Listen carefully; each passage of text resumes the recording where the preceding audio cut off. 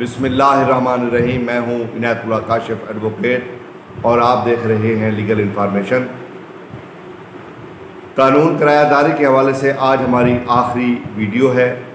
اور اس سے پہلے ہم 6 ویڈیوز اس قانون پر بنا چکے ہیں اور ہم نے تمام تر تفصیل دے دی ہے۔ آج ہماری آخری ویڈیو ہے اور وہ آخری ویڈیو ہے کہ ملکیت کی منتقلی، اگر کوئی مالک مکان جس نے احاطہ یا مکان، دکان، جو بھی چیز ہو کرائے پر دے رکھی ہو اور وہ اس کو فروخت کر دے تو پھر اس کا طریقہ کار کیا ہوگا، اس کا کرایہ جو ہے وہ کیسے دیا جائے گا، وہ اس کا پورا ملکیت کی منتقلی کا طریقہ کار جو ہے وہ پھر کیسے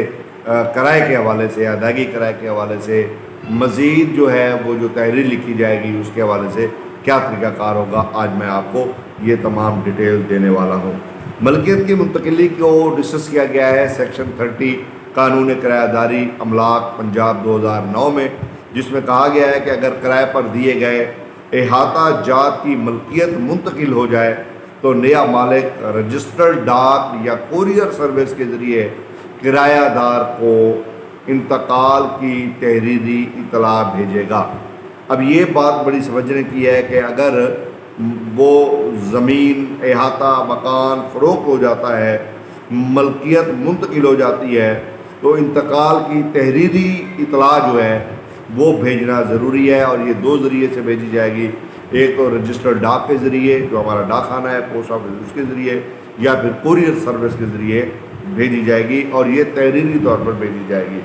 اور رینٹ رجسٹرار کو رجسٹر میں اپنے نام کے بطور مالک مکان اندراج کے لیے درخواست دے گا۔ ایک تو نوٹس بھیجے گا اور دوسرا یہ نوٹس کرایہ دار کو بھیجے گا، لیکن درخواست رینٹ رجسٹرار کو دے گا کہ جناب یہ کرایہ نامہ اب میرے نام پہ منتقل کیا جائے۔ اس کی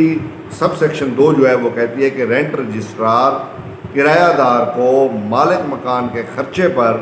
احاطے کی ملکیت کی منتقلی کے بارے میں نوٹس کے ذریعے آگاہ کرے گا، یعنی اس پر جو اخراجات آئیں گے وہ تمام مالک مکان برداشت کرے گا،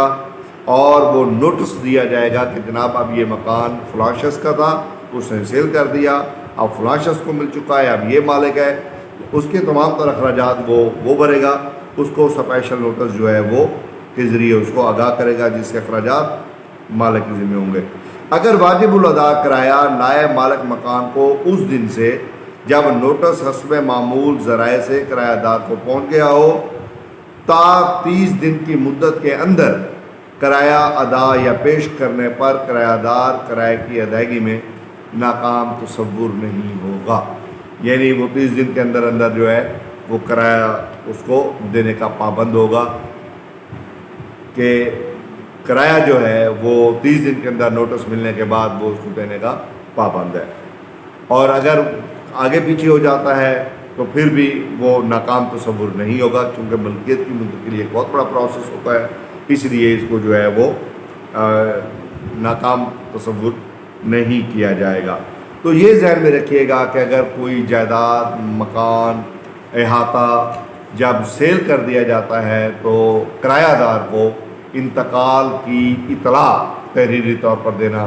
ضروری ہوتی ہے۔ اس کے بعد مالک مکان جو ہے وہ رینٹ رجسٹرار کو درخواست دے گا اور استدعا کرے گا کہ اب یہ مکان کا کرایہ نامہ یا دکان کا کرایہ نامہ یا احاطہ کا کرایہ نامہ میرے نام پر جو ہے وہ شفٹ کیا جائے۔ تو پھر اس کے بعد رینٹ رجسٹرار جو ہے وہ باضابطہ طور پہ ان کو نوٹس دے گا، اور اس کے نوٹس کی تمام تر جو اخراجات کی ذمہ داری ہے وہ مالک مکان پر ہوگی۔ یوں یہ ایک نیا کرایہ نامہ نئے مالک کے ساتھ جو ہے وہ شفٹ ہو جائے گا، رجسٹر کر لیا جائے گا۔ تو یہ اس کا پورا طریقہ کار ہے جو میں نے آپ کو بتا دیا ہے۔ امید ہے